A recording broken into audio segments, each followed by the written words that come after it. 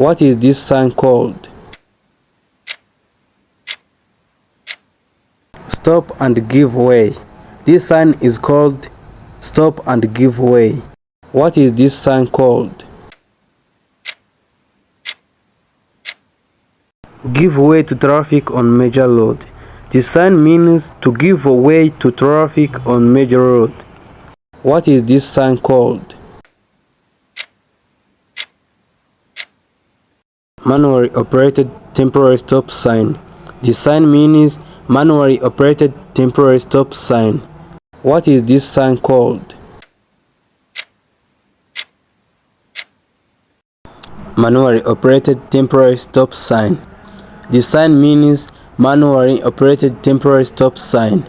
What is this sign called? No entry for vehicle traffic.